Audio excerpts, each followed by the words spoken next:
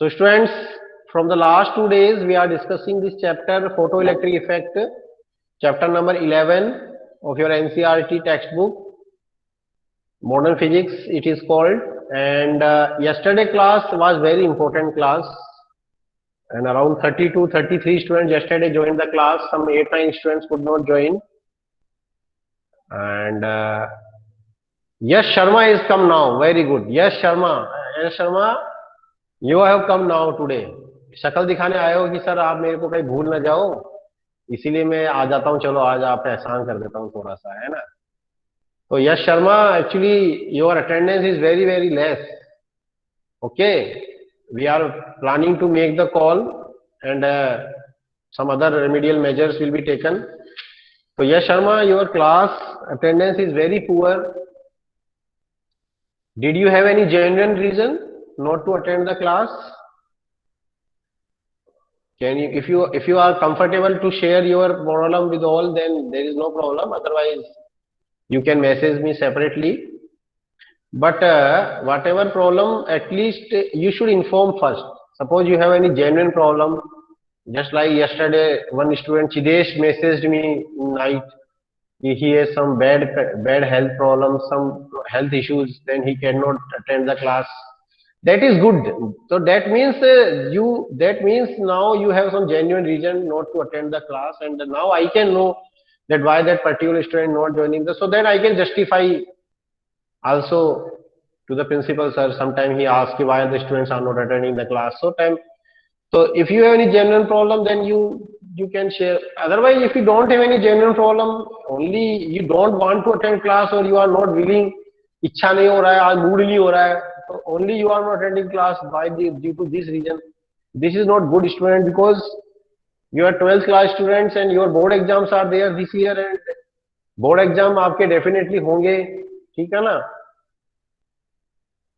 ऐसी नहीं, ऐसी बात थोड़ी है कि सिचुएशन थोड़ी एबनॉर्मल हो गई है तो हर चीज से आपको छुट्टी मिल जाएगी, पढ़ाई से भी छुट्टी मिल जाएगी और सब मजे करो, बस ऐसा थोड़ी कुछ है. सिस्टम थोड़ा सा सिस्टम ऑब्स्ट्रक्ट हुआ है, सिस्टम डिस्टर्ब हुआ है, लेकिन सिस्टम खत्म तो नहीं हुआ है ना. अपन ऐसा तो नहीं कह सकते एकदम सिस्टम खत्म ही हो गया है, पूरा चल रहा है, ठीक है. सिस्टम में थोड़े बहुत अप्स एंड डाउन आ गए हैं, और ये इस बार जो थोड़ा अप्स डाउन आया वो थोड़े ज्यादा लेवल का आ गया है. इस तरह की प्रॉब्लम पहले कभी नहीं आई थी पिछले सालों में, इवन मतलब पिछले 50-60 सालों में भी नहीं आई होगी डेफिनेटली. लेकिन फिर भी स्टिल वी आर होपफुल कि सिस्टम कोई खत्म नहीं हुआ है एग्जाम का, और कुछ तो मतलब अभी पॉजिटिव होप्स है हमें, ऐसी बात नहीं है कि. और ऑनलाइन स्टडी अभी तो देखो सीबीएसई बोल रहा है कि ऑनलाइन स्टडी को सीरियसली लीजिए, स्कूल को भी बोल रहा है और बच्चों को भी बोल रहे हैं.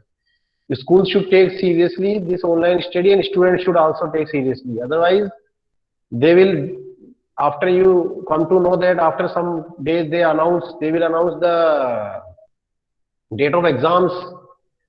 है क्या मालूम, अभी by the end of this month CBSE announced some dates, and now some students become in problematic, वो टेंशन में आ जाए, अरे कुछ पढ़ा तो है ही नहीं, कुछ पढ़ाई तो हुई नहीं, ये तो साल ऐसा ही निकल गया, स्कूल तो गए नहीं थे, ये वो ऑनलाइन में कुछ नहीं हुआ, ये नहीं हुआ, तो वो बड़े स्ट्रेस में आ जाएंगे.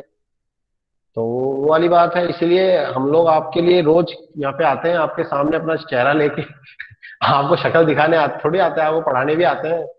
ठीक है, टेक्निकल इश्यूज सब हो सकते हैं, टेक्निकल प्रॉब्लम बच्चों को हो सकती है, इसमें कोई, लेकिन टेक्निकल प्रॉब्लम हमेशा भी नहीं होती होगी, ऐसा भी मुझे लगता है, तभी तो सही चलता ही है. और तो यश शर्मा, ये सारी बातें स्पेशली आपके लिए है जो भी बोला जा रहा है, because you have come, my record says that you are coming, at least I think first time you are coming after midterm vacation. My record says that your attendance is almost zero. Yes Sharma, yes, only 24-25 your present is marked, and after 26 continue you are absent, and now you have come today. ठीक है बच्चों, तो थोड़ा सा यश शर्मा आपको बताई जा रही है सारी बातें, बाकी बच्चे तो आ ही रहे रेगुलर, बाकी तो सब जाने पहचाने नाम है. थोड़ा ट्विन सिस्टर का देख लेते हैं, आई नहीं आई आज, ट्विन सिस्टर्स आ गई नहीं आ गई, ट्विन सिस्टर आज भी नहीं दिख रहा है नाम उनका. दिव्यांशी आ गई है, ट्विन सिस्टर्स भी आ गई है आज. ट्विन सिस्टर्स गायब हो गई थी 2-4 दिन के लिए, है क्यों गायब हो गई थी भाई, पता नहीं. बच्चे मैसेज नहीं करते हैं। एक तो सबसे बड़ी जो मुझे प्रॉब्लम या सबसे बड़ी बात जो मेरे को जो प्रॉब्लम है वो ये है कि यदि आपको कोई जेन्युइन प्रॉब्लम है तो आप टीचर को मैसेज करना बिल्कुल भी जरूरी नहीं समझते हो। ठीक है ना।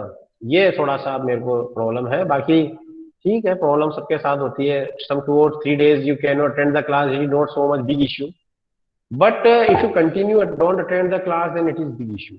तो राहुल क्या, ये यश Sharma, you just take care, and Utkarsh Srivastav also in this category, he also does not attend the class regularly.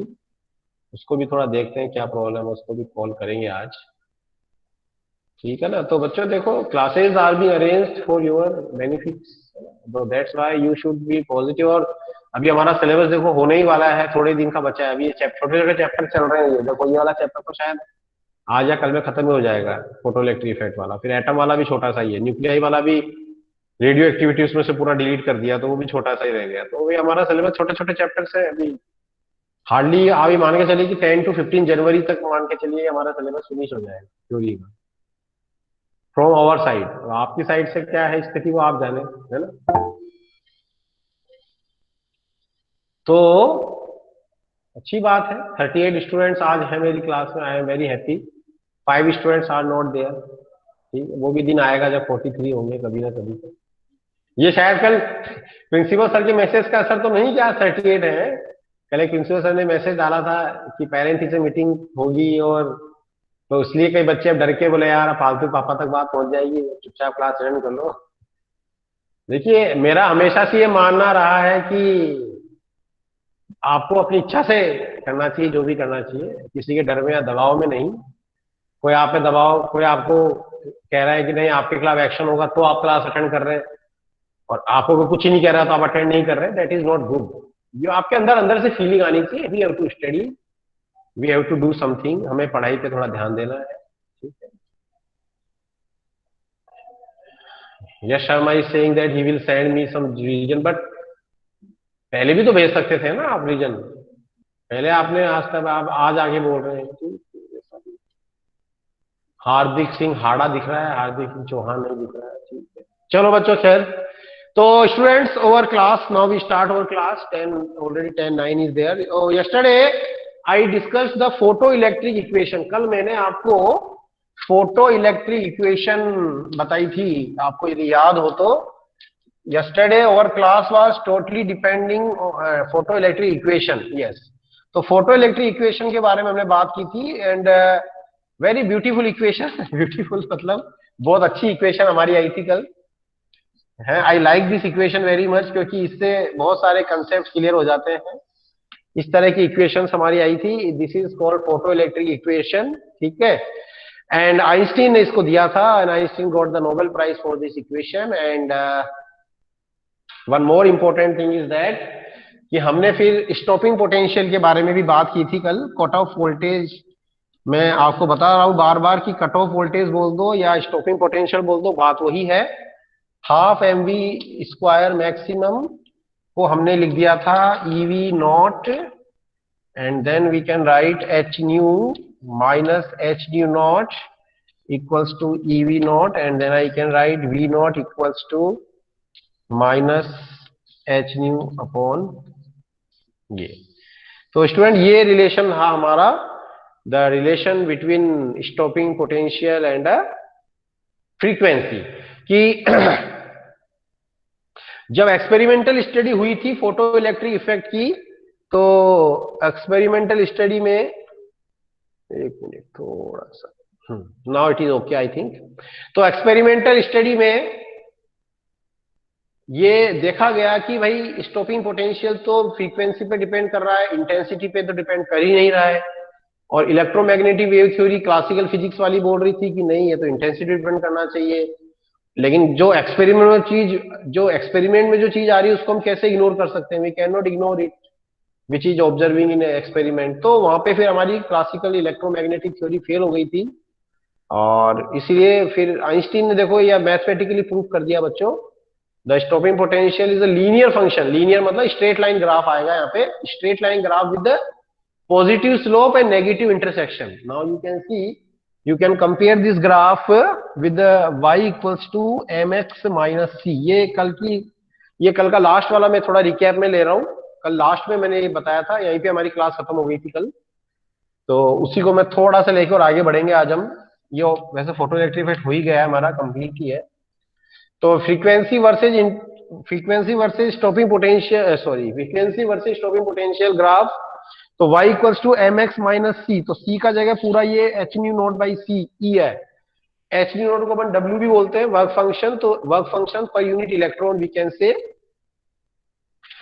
New की जगह x आ गया, और h बाई ई मतलब स्लोप, m को अपन स्लोप बोलते हैं स्ट्रेट लाइन ग्राफ में, एंड y की जगह v नोट। तो we can easily draw the positive slope, slope तो पॉजिटिव है but negative intersection, and this negative intersection is H E nought upon E, this is. So this is the graph, and ये वाला जो gap है इसको क्या बोलेंगे, threshold frequency nu nought. It will show the threshold frequency nu naught. So what we can say, slope of the stopping potential versus frequency curve or graph, that is equals to h upon e। लिख सकते हैं ना, slope यहां से देखिए, m को अपन slope बोलते हैं tan थीटा, और that is h by E. तो यहां से h की वैल्यू क्या हो जाएगी, Planck constant e into slope of stopping potential versus frequency graph. थोड़ा सा आउट चला गया शायद, ठीक है। इसको थोड़ा सा मैं कैमरा और सेट कर देता हूँ, एक minute. Yes, now I think वो जो थोड़ा चला गया इधर आ गया हूँ। Okay, now I think it is visible, ठीक है। तो बच्चों ये है, तो यहां से अपन देखो प्लैंक कांस्टेंट निकाल सकते हैं। ये मैंने देखो क्यों बताया आपको कि हम यहां से क्या निकाल सकते हैं, we can find out the सोमिजन already I have reviewed the quality, मैंने ऑटो पे डाल दिया है। Now it is not at 720। इससे कम क्वालिटी कर देंगे तो फिर वो, इससे कम क्वालिटी एक्चुअली हो भी नहीं पाएगी। मैं और एक बार देख ले रहा हूँ, अभी मैंने ऑटो पे डाल दिया है बच्चों इसको। ऑटो का मतलब वो कम ही लेता है, ठीक है। 7 हाई डेफिनेशन पे अभी नहीं डाला है, ऑटो पे डाल दिया है मैंने इसको, वीडियो को। अभी इससे कम होगा तो ये आपको ब्लर दिखने लग जाएगा एकदम, बाकी बच्चों को भी प्रॉब्लम होगी, है ना। अभी ब्लर दिखने लग जाएगा, फिर वो वर्ड्स पढ़ने में नहीं आएंगे। अभी मैंने उसको ऑटो पे डाल रखा, ऑटो मतलब वो वही 480 पिक्सल्स के आसपास आपका आ रहा है उसमें। 720 से मैंने उसको हटा दिया है, ठीक है ना। चलिए, तो दैट इज ओके। तो यहां से अपन प्लांक कांस्टेंट निकाल सकते हैं बच्चों। Comparing the equation with standard equation, we can see that the slope of the m frequency versus stopping potential curve is h by e. So that slope of stopping potential versus frequency curve is h by e.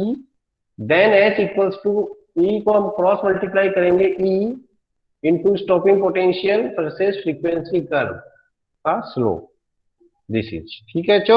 तो that है, तो यहां से Planck constant का value सभी को पता है, ठीक है। Video is not lagging, some network problem should be there, video का कोई लैग नहीं होना चाहिए। तो H nu, sorry E, slope of stopping potential versus frequency graph को यदि अपन इलेक्ट्रॉन के चार्ज से मल्टीप्लाई कर दें बच्चों, तो इलेक्ट्रॉन के चार्ज से मल्टीप्लाई करने पर हमें क्या मिल जाता है, h का वैल्यू मिल जाता है। We get the value of H, ठीक है स्टूडेंट्स। तो दैट ऑल। अब देखिए तो देखो फोटो इलेक्ट्रिक इक्वेशंस ने सारी बातें क्लियर कर दी एकदम, कि भाई थ्रेशोल्ड फ्रीक्वेंसी से कम फ्रीक्वेंसी यहाँ पे नहीं होगी। तो देखो ये ग्राफ इसलिए ओरिजिन से भी स्टार्ट नहीं हो रहा है, this graph is not starting with origin.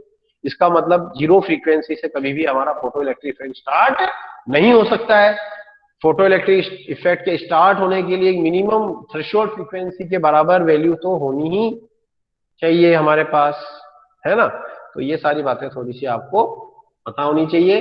कई बार पेपर में एक क्वेश्चन आया है, वो हालांकि कुछ है नहीं क्वेश्चन इतना, लेकिन वो क्वेश्चन क्या है बच्चों को समझ में नहीं आता कि उसमें लिखे क्या क्या है। वो क्वेश्चन बोलता laws of photo electric effect है, वो कुछ भी नहीं है। मतलब अपन ने laws of photo electric effect, कई बार मैंने देखा है बोर्ड पिछले लास्ट ईयर के पेपर्स में ये क्वेश्चन आपको आया हुआ मिलेगा कि write the laws of photo electric effect. तो बच्चे समझ नहीं पाते हैं कि बाकी तो लॉ लॉ कुछ भी नहीं है बच्चों। लॉ इन द सेंस जो भी अपन ने मतलब आइंस्टीन ने फोटो इलेक्ट्रिक इफेक्ट के बारे में बातें बताई थी उनको बस थोड़ा सा आप पॉइंट्स बना के लिख देना तो वही लॉ हो गए।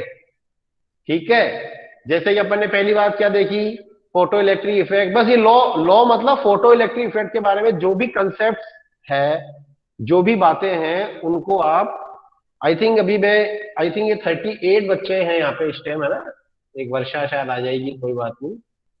तो now I think it is the best time to take the snapshot for attendance ना। आई थिंक अभी 38 से ज्यादा तो क्या आएंगे, है ना, 37 है, वो वर्षा शायद स्किप कर गई है, कुछ टेक्निकल इश्यू हो रहा होगा उसके साथ। Okay, I will mark her attendance, no problem. And बाकी बच्चों की भी मैं स्क्रीनशॉट स्नैपशॉट ले लेता हूँ। I think it is the best time for taking the snapshot of your names.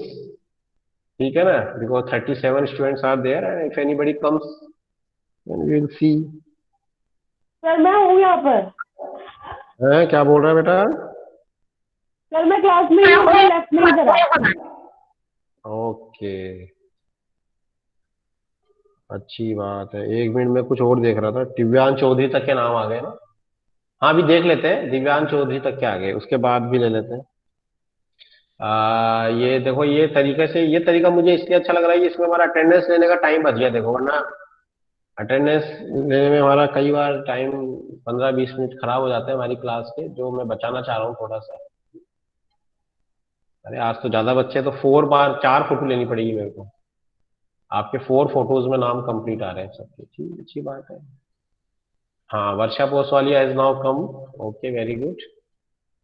उत्कर्ष श्रीवास्तव को भी थोड़ा टाइट करना पड़ेगा भी, आज यश शर्मा आया है now. Yes, I think you should come regularly. Okay, Utkarsh Srivastava अगला टारगेट है, उसको भी थोड़ा लाइन पे लाते हैं, थोड़ा क्या प्रॉब्लम आ गई उसको।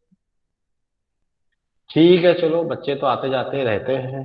तो मैं क्या कर रहा था, laws of photo electric effect की। तो laws of photo electric effect mean हमने फोटो इलेक्ट्रिक इफेक्ट के बारे में जो भी इंफॉर्मेशन डिटेल से पढ़ी है उनको हम बस थोड़ा सा ब्रीफली हम उनको पॉइंट्स में लिख दे। जैसे कि पहला लॉ तो यही हो गया कि photo electric effect is not possible below a particular frequency, that is threshold frequency. Okay, ये एक लॉ बन गया।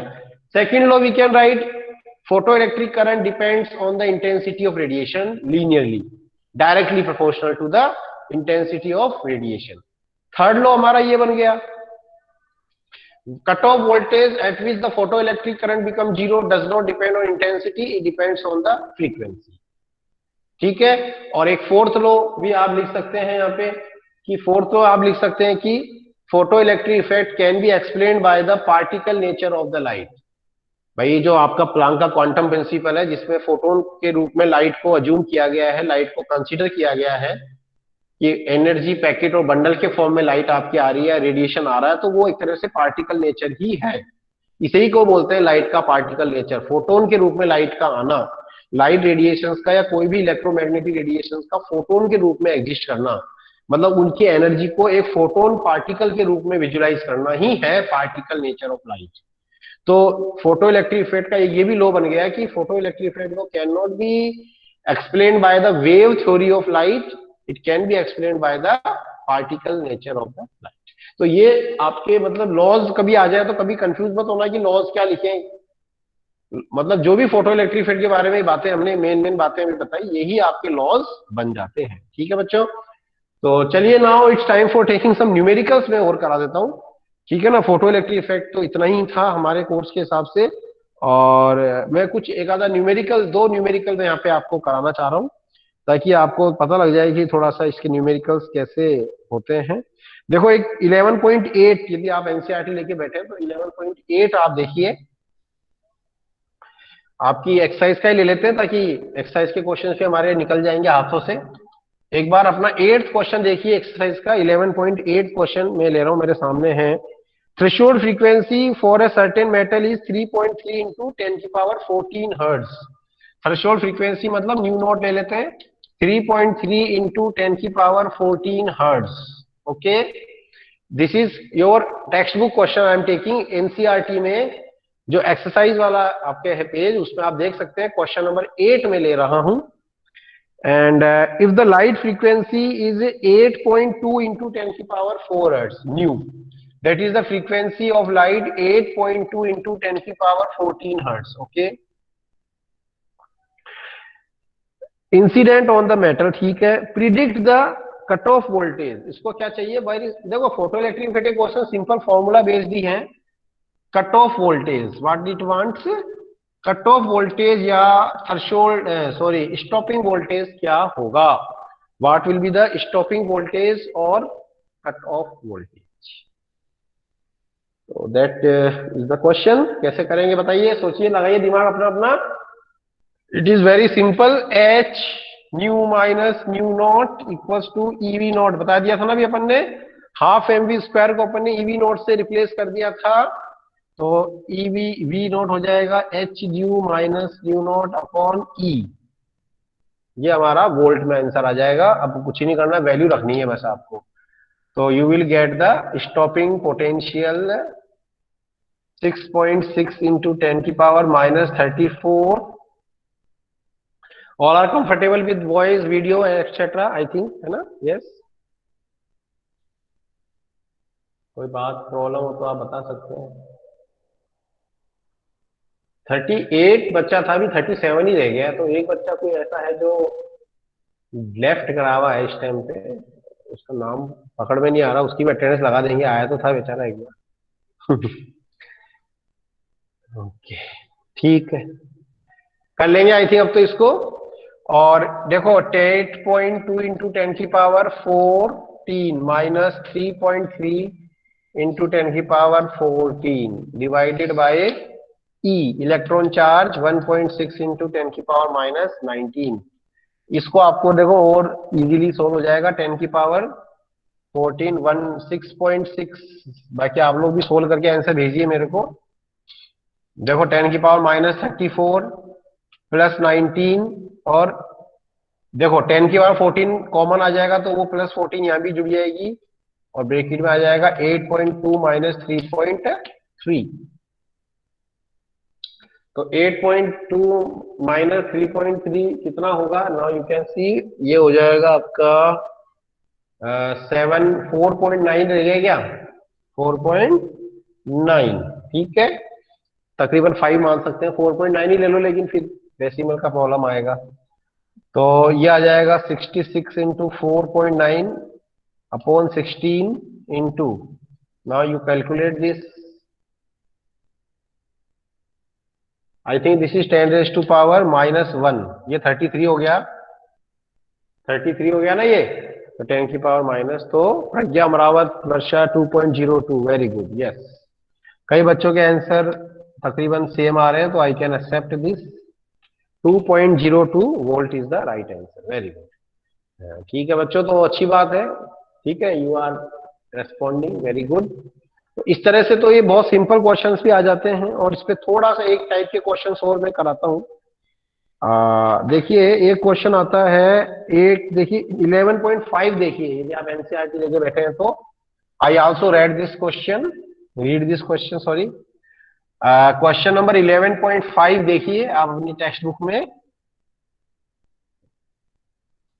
What is the question number 11.5? थोड़ा डिफरेंट टाइप का है तो फोटो इलेक्ट्रिक इफेक्ट का ही थोड़ा सा डिफरेंट टाइप का है, हालांकि बहुत इजी है। एक्चुअली देखो सेकंड बुक में न्यूमेरिकल का कोई टेंशन नहीं है ज्यादा, बहुत इजी न्यूमेरिकल होते हैं सेकंड बुक के।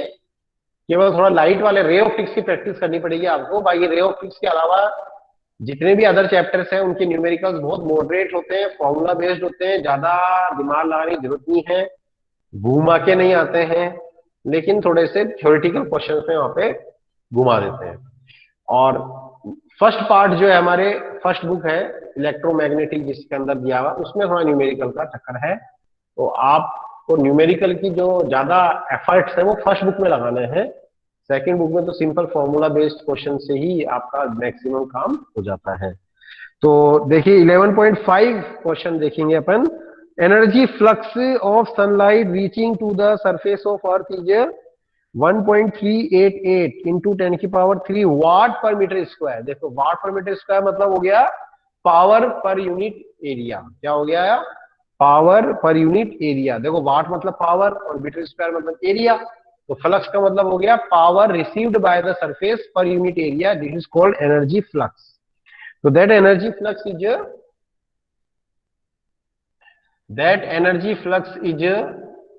यू कैन से वन, क्या था value? 1.388, yes, into 10⁻³ okay, 1.388 into 10⁻³ watt per metre square, ये हमारा वैल्यू है एनर्जी फ्लक्स का। How many photons per square metre incident on the Earth per second, assume that the photon in the sunlight have the average wavelength 550 nanometre.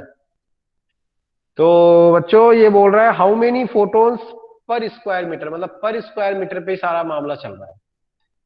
सारा मामला कहां पे चल रहा है? पर स्क्वायर मीटर पे ही चल रहा है। तो ये भी पर स्क्वायर मीटर ही, तो अपन पर स्क्वायर मीटर को पर स्क्वायर मीटर ही रहने देते हैं। यदि यहाँ पे एरिया दिया हुआ होता सरफेस का, तो अपन टोटल एरिया पे अपन क्या निकाल लेते? पावर निकाल लेते कि भाई सन की कितनी पावर आ रही है। भाई ये हमारा क्या है? पावर पर यूनिट एरिया है। अब यदि यहाँ पे एरिया दिया हुआ होता कि भाई कितनी सरफेस एरिया पे, समझ में आ रही है बात?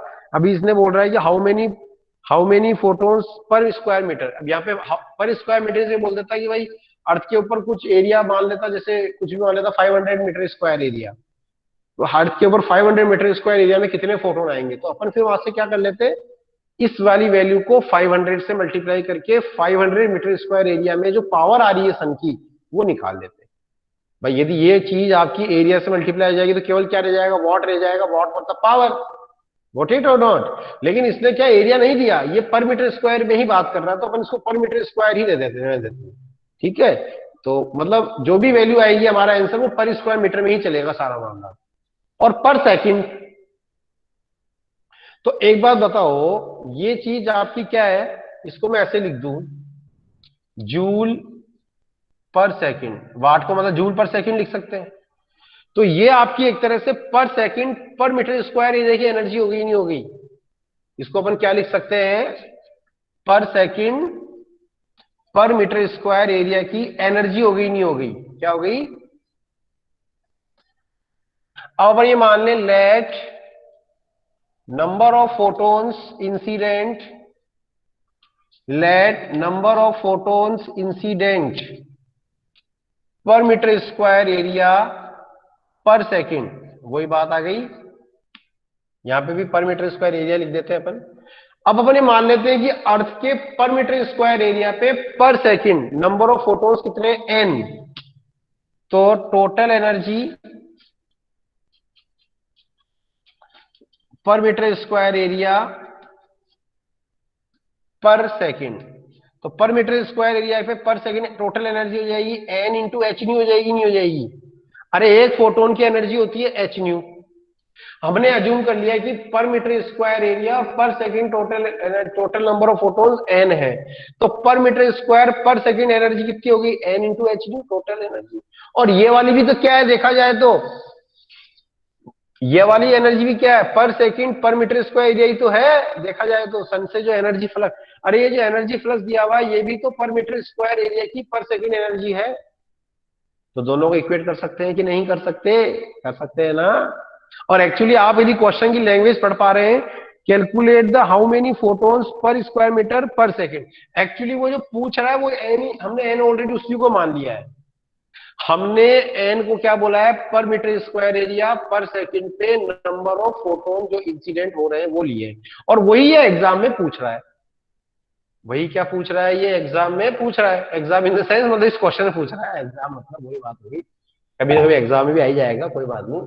तो मैं ये कह रहा हूं कि एक फोटोन की एनर्जी एच न्यू, तो टोटल एनर्जी पर यूनिट एरिया पर सेकंड हो गई एन एच यू।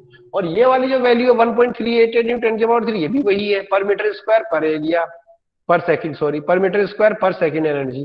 तो दोनों को इक्वेट कर सकते हैं ना। और जब इनको आप इक्वेट कर दोगे 1.33 इंटू 10⁻³, तो यहां से एन की वैल्यू आ जाएगी, नहीं आ जाएगी? 1.33 इंटू 10⁻³ अपॉन एच न्यू। और न्यू को लिख दो, क्योंकि इसमें न्यू नहीं दिया हुआ तो न्यू निकाल लो, तो आप पहले सी बाई लैम्डा से। तो इसमें लैम्डा दे रखा है, देखो आप लास्ट में क्वेश्चन की लास्ट लाइन में लैम्डा दे रखा है आपको, तो वहां से न्यू निकाल लो। 3 × 10⁻⁸ अपॉन 550 नैनोमीटर, यही बोला था यार। तो वेवलेंथ इज 550 नैनोमीटर, यानी 550 10⁻⁹ 550 इंटू 10⁻⁹। तो दैट इज, इसको थोड़ा सा देख लीजिए, सोल्व कर लेंगे। 8 और 9 ऐड हो जाएंगे तो 17 हो जाएंगे, 10⁻17। तो 17 हो जाएंगे, तो इसको 300 को 2 जीरो और दे दो, तो 550 इंटू 10⁻15। एक काम करो, ये 3 जीरो दे दो, तो यहाँ 10⁻14। भाई 8 + 9 17 हो जाएगा, तो 17 में से 3 जीरो मैंने 3 को दे दी, तो यहाँ मेरे पास बच गया 10⁻14, और एक जीरो ये कैंसिल हो गई, तो 300/55 हो गया। इसको आप ज्यादा ज्यादा 11 से काट सकते हैं, तो ये हो गया 600 नहीं, सॉरी 60 बचेगा ना, 60/11। तो ये हमारा वेवलेंथ आ गया। तो नंबर ऑफ फोटोन पर यूनिट एरिया पर सेकंड आ जाएंगे 1.33 इंटू 10⁻3। एच की वैल्यू डालनी है 6.6 इंटू 10⁻−34, और न्यू की वैल्यू आपकी हो गई 60/11। तो 60 और 11 ऊपर आ जाएगा, और 10⁻14, ये -14 हो जाएगा ऊपर आके, कोई बात नहीं। तो दैट इज, तो इसको थोड़ा सा आपको सोल्व करना होगा बच्चों, and you will get the answer. Yes, C/λ। Yes Divanshi Jain, you are right. Pragya का आंसर आ रहा है 3.84 into 10⁻21 photon per metre square per second. 4 into 10⁻24 Divanshi का आंसर आ रहा है। हाँ, वो 3.84 को रफली वो 4 लिख देंगे। 3.84 वर्षा का आ रहा है। हाँ, तो दिवांशी ने उसको राउंड ऑफ कर दिया होगा, वो भी ठीक है वैसे तो। आपको लेकिन 3.84 ही लिखना चाहिए, थोड़ा फर्क है 4। यदि 3.84 आ रहा है, एक्चुअली एक्चुअली मैंने कैलकुलेट नहीं किया है, मैं तो आपके आंसर पढ़ रहा हूँ सामने। यदि 3.84 आ रहा है तो 3.84 ही लिखना सही रहेगा, 4 नहीं लिखना है ना। तो जो भी है, खैर इसका आंसर 3.84 इंटू 10⁻21 आ जाएगा। ओके सर, ठीक है। तो student, this type of questions you can do. बाकी आप लोग प्रैक्टिस करेंगे तो बहुत सारे क्वेश्चंस इसी तरह के आपको मिलेंगे फोटो इलेक्ट्रिक इफेक्ट पे। आप इसमें 11.1 से लेकर 11.19 तक के क्वेश्चंस, इसमें कुछ क्वेश्चन डी ब्रोगली के भी आ गए हैं, वो भी बता देता हूँ मैं भी, डी ब्रोगली भी वो आप कर सकते हैं। मतलब टोटल 19 क्वेश्चन है, डायरेक्ट फॉर्मूला बेस्ड है। इस चैप्टर के जो टोटल 19 क्वेश्चन है वो डायरेक्ट क्या है, फॉर्मूला बेस्ड है, तो वो आप कर सकते हैं। ये वाले क्वेश्चन थोड़े डिफरेंट तरीके के थे जो मैंने बता दिए। इसमें कई बार क्या कर सकता है, वो आपको एरिया का वैल्यू दे देगा कि भाई अर्थ के 500 मीटर स्क्वायर एरिया पे पर सेकंड कितने फोटोन गिर रहे हैं। तो आप कुछ ही नहीं करना, इसको 500 से मल्टीप्लाई कर दो, तो ये बन जाएगी एनर्जी पर सेकंड, पर एनर्जी पर सेकंड बन जाएगी बस। मतलब फिर पर मीटर स्क्वायर एरिया नहीं आएगा, क्योंकि एरिया को वैल्यू दे दिया ना आपको। तब आप वहां पे एन को क्या मान लेना, नंबर ऑफ फोटोन पर second.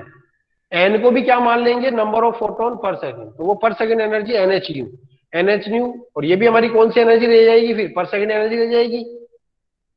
I think you are getting what I want to tell.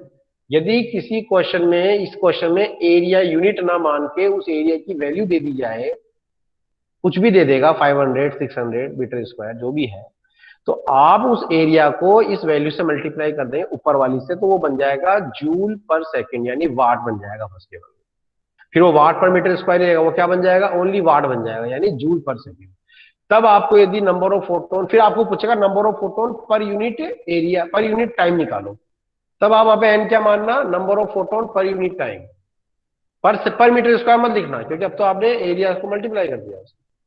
उस तरह से फिर आपको एन आ जाएगा, नंबर ऑफ फोटोन्स पर सेकंड। Got it. तो इस तरह के क्वेश्चंस आपको थोड़े ध्यान रखने हैं। फ्रीक्वेंसी दे देगा डायरेक्ट, कई बार वेवलेंथ दे देगा, वो कुछ भी दे दे, वो तो हमारा काम, सामने फॉर्मूला यदि है तो हम आराम से जो है वो क्वेश्चंस को इजीली कर सकते हैं। तो that you always keep it in your mind.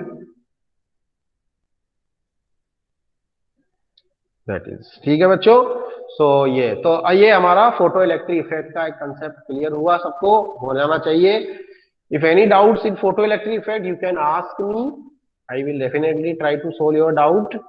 There are so many types of the questions can be asked in photo electric effect. जैसे यहाँ पे कई बार ये क्वेश्चन बोर्ड में कई बार मिलेगा आपको, इस तरह से दो ग्राफ दे देगा, एक मटेरियल ए और एक मटेरियल बी, बोलेगा कि किस मटेरियल का वर्क फंक्शन ज्यादा है।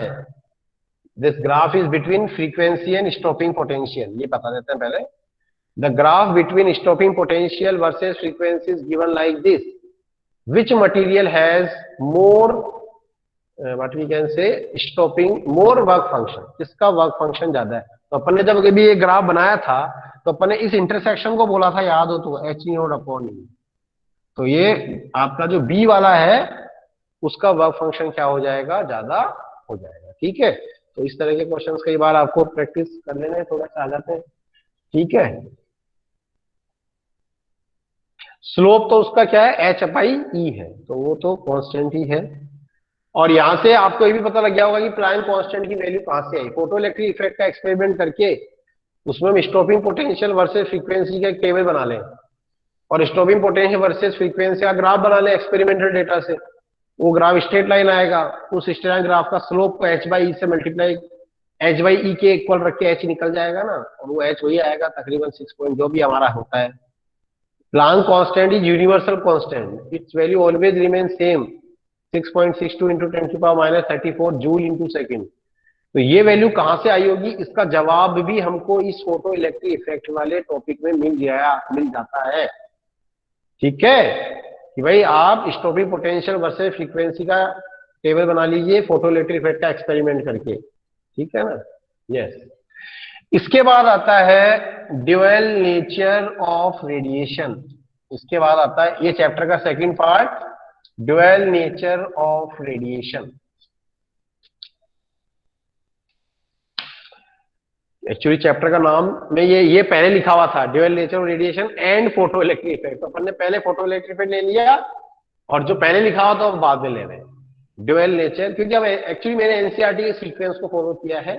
आपकी टेक्स्ट बुक में भी पहले फोटो इलेक्ट्रिक इफेक्ट एक्सप्लेन कर रखा और फिर ड्यूअल नेचर उसके बाद दिया था, तो मैंने भी वही सीक्वेंस फॉलो किया है, इसमें कोई ऐसी बात नहीं है।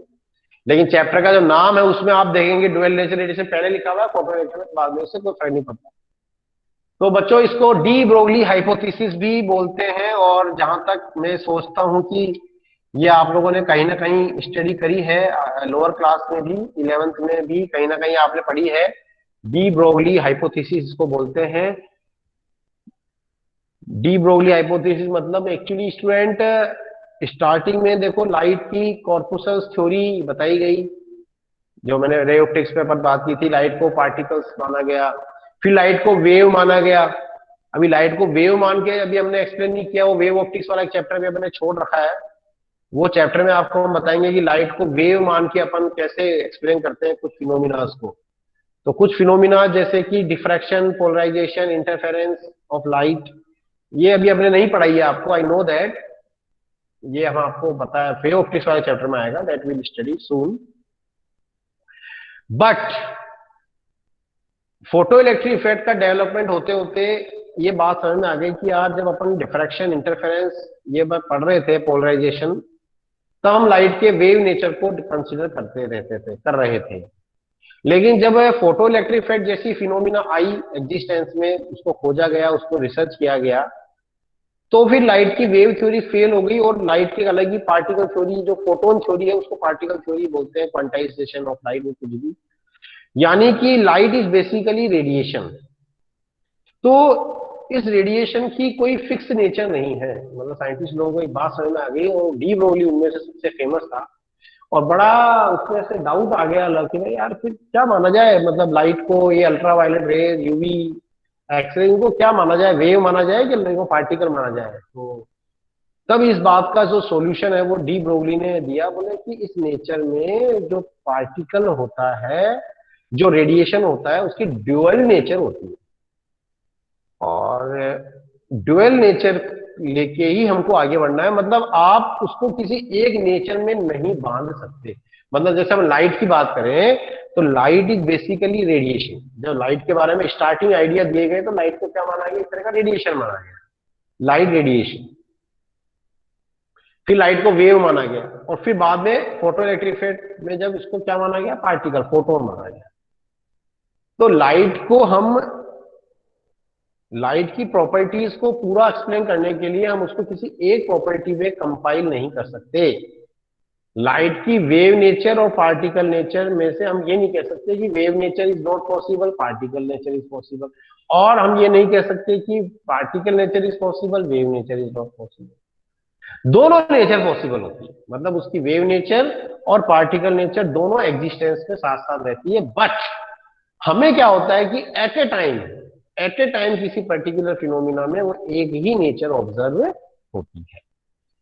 अच्छा, अब इसका कन्वर्स सोचा गया कि भाई जब कोई रेडिएशन है, जैसे हमारा लाइट हुआ, अल्ट्रावायलेट हुआ, उसका बेसिक रेडिएशन वेव नेचर है, तो वो पार्टिकल नेचर भी शो कर रहा है। तो क्या इसी तरह से कोई पार्टिकल्स भी जो हैं उनमें को वेव नेचर होता है क्या? मतलब कन्वर्स समझ रहे हो ना आप, कि भाई जैसे इलेक्ट्रॉन, प्रोटॉन, न्यूट्रॉन, ये बेसिकली क्या है? पार्टिकल्स हैं। तो क्या ये पार्टिकल्स है, तो क्या किसी पार्टिकल के साथ कोई वेव का एसोसिएशन हो सकता है? तो यहां पे फिर डी ब्रोगली आया अपनी रिसर्च लेकर, उसने बोला बिल्कुल इसका कन्वर्स भी प्रूफ है। जब हम किसी रेडिएशन के बारे में बोल रहे हैं कि उसका वेव नेचर के साथ साथ उसका पार्टिकल नेचर भी एग्जिस्ट करेगा in the form of photon, तो इसी तरह से यदि कोई बेसिक पार्टिकल है और वो पार्टिकल यदि बहुत हाई वेलोसिटी से जा रहा है, यदि कोई पार्टिकल हाई वेलोसिटी से जा रहा है, मूव कर रहा है, तो during the motion of particle there is always an existence of wave. क्या बोला मैं? Whenever any particle is moving with very high velocity, then during the motion of that particle always there is an existence of the wave, always there is an existence of the wave associated with this particle। हमेशा उस particle की motion के कारण उस particle के साथ एक wave का एग्जिस्टेंस होता है, होगा। And that is called as matter wave. मतलब पार्टिकल की मोशन के कारण उससे एसोसिएटेड वेव, जो कि उसकी ड्यूअल नेचर को रिप्रेजेंट करती है। तो वहां पे भी पार्टिकल का भी ड्यूअल नेचर हो गया कि एक तो उसकी खुद की ओरिजिनल पार्टिकल नेचर, और एक उसकी वेलोसिटी के कारण उसके साथ एक वेव का एग्जिस्टेंस भी होता है, that is called wave nature.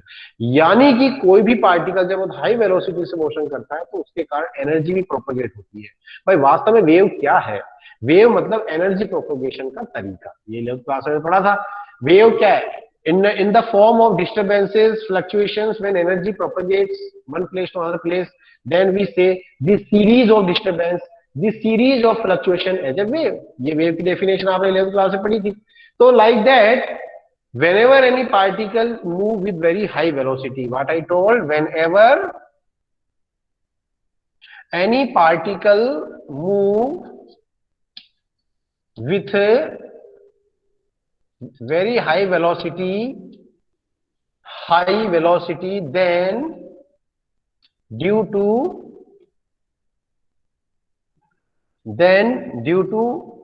motion of that particle, due to motion of that particle, always there is an existence, always there is an existence of wave associated with a particle, existence of wave associated with the particle, that is called as, उस wave को क्या बोलेंगे? That is called as matter wave. उसको क्या बोलेंगे? Matter wave. यही matter wave होती है कि whenever the particle is moving with very high velocity, then due to its high velocity always there is an existence of wave, that is called matter wave, and wavelength of this wave is called as wavelength of this wave is called as de Broglie wavelength. उसको क्या बोलेंगे? De Broglie wavelength। wavelength of this wave is called as de Broglie wavelength। तो समझ में आ गई मेरी बात? ये है डी ब्रोगली हाइपोथेसिस। अब इसकी वेवलेंथ का फॉर्मूला निकालने के लिए डी ब्रोगली ने क्या किया, फोटोन को लेके चला। वो किसको लेके चला, वो फोटोन को लेके चला। तो calculation of de Broglie, actually ये चीज आप लोगों ने केमिस्ट्री में पढ़ रखी है, बस एक तरह से आप इसको रिवीजन मान लो। तो डी ब्रोगली वेवलेंथ को अपन कैसे निकालते हैं, तो डी ब्रोगली वेवलेंथ के निकालने के लिए हम क्या कंसीडर करते हैं, कंसीडर ए फोटोन। क्या कंसीडर करते हैं अपन, a photon. Then by the Einstein mass energy relation, उस फोटोन की जो एनर्जी हो जाएगी E इक्वल्स टू mc² हो जाएगी, क्योंकि फोटोन की वेलोसिटी क्या होती है, लाइट के इक्वल बताई गई है। फोटोन की वेलोसिटी क्या होती है ऑलवेज स्टूडेंट्स, लाइट की वेलोसिटी के इक्वल होती है। और बाय प्लैंक हाइपोथेसिस, जो प्लैंक की हाइपोथेसिस है उससे उसकी एनर्जी क्या होती है, h न्यू, और न्यू को लिख सकते हैं c बाई लैम्डा, इसको equal mc² equals to mc² को हमने mc इंटू सी कर दिया, ये c से c कैंसिल, तो लैम्डा इक्वल्स टू हो गया m into C. This is mass into velocity, that is called momentum of the photon. तो ये हमारा इस तरह से क्या बन जाता है, लैम्डा का फॉर्मूला बन जाता है। This is called m into C, that is called momentum of the photon. तो इसमें कुछ भी नहीं है, एग्जाम में ये फॉर्मूला डिराइव करने को नहीं आएगा, इसके ऊपर कुछ क्वेश्चंस आएंगे। दैट इज, तो that is student de Broglie hypothesis. तो डी ब्रोगली हाइपोथेसिस में कुछ और बातें हैं, छोटी मोटी फॉर्मूले हैं, वो मतलब एक दिन का चैप्टर और बचा है, ये नेक्स्ट टर्म में ये चैप्टर खत्म हो जाएगा। मैंने पहले ही कह दिया था, छोटा सा चैप्टर है, नन्ना मुन्ना सा, और ज्यादा टाइम नहीं लेगा ये। और देख लिया, आज थर्ड क्लास है, एंड फोर्थ एक क्लास हो लगेगी कल वाली, और उस पे ये चैप्टर हमारा कंप्लीट हो जाएगा। ठीक है ना स्टूडेंट, अच्छा चैप्टर है, छोटा सा। ऐसे एटम वाला चैप्टर भी छोटा सा चैप्टर है, 2 या 3 क्लास में कंप्लीट हो जाएगा हमारा। और एटम वाला चैप्टर के बारे में तो ये, क्यों एटम वाला चैप्टर तो आप लोगों ने एक तरह से पूरा पढ़ा हुआ है अपने 11th में, एटॉमिक स्ट्रक्चर में, Rutherford scattering experiment, Bohr model, Bohr up model postulates, वही रेडियस और what we can say energy, और वही hydrogen spectrum, Lyman, Balmer, Paschen, वही सब उसमें दे रखा है। तो एक तरह से एटम वाला चैप्टर तो आपका हुआ हुआ ही मानो, वो तो एक तरह से आपने बस एक बार पढ़ रखा है, एक बार तो एक बार और आपको पढ़ा देंगे, हम भी पढ़ाएंगे, ऐसी बात नहीं है। और फिर आता है न्यूक्लियाई। ठीक है, तो ये छोटे छोटे चैप्टर्स हैं। We are expecting to complete this all portion before winter vacation. Winter break start होने के पहले हम एक्सपेक्ट कर रहे हैं कि हम ये मॉडर्न फिजिक्स वाले चैप्टर तीनों कंप्लीट कर देंगे, तो फिर हमारे पास रह जाएगा केवल सेमीकंडक्टर और वेव ऑप्टिक्स। ठीक है बच्चों, communication system already last year ही हटा दिया गया था, और इस बार भी वो हटा हुआ ही है। तो communication system will not be coming your exams. Okay, तो दैट इज, तो student that's all for today. आपको क्या करना है, 11.1 से लेके 11.19 तक के कुछ क्वेश्चंस ट्राई करेंगे, उनको करें थोड़ा सा, है ना। हम जल्दी एक वर्कशीट डालेंगे, और अभी फिर मैं, आज देखो अच्छी स्ट्रेंथ है, 38 बच्चे हैं।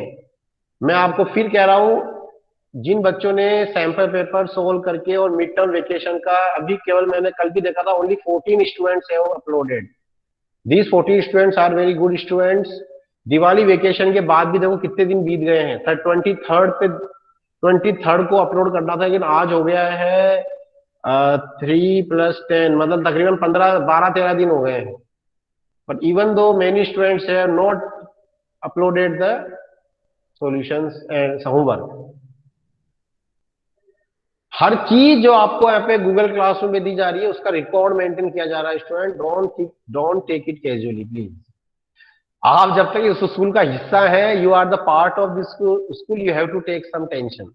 ज्यादा टेंशन हम भी नहीं देना चाहते आपको, लेकिन कम से कम मिनिमम इतना तो थोड़ा, दिवाली वेकेशन बाद भी 10 दिन और हो गए, अभी भी कल मैंने देखा था गूगल क्लासरूम पे, तो वही 14-15 बच्चों का होमवर्क आया हुआ है। तो ये अच्छी बात नहीं है।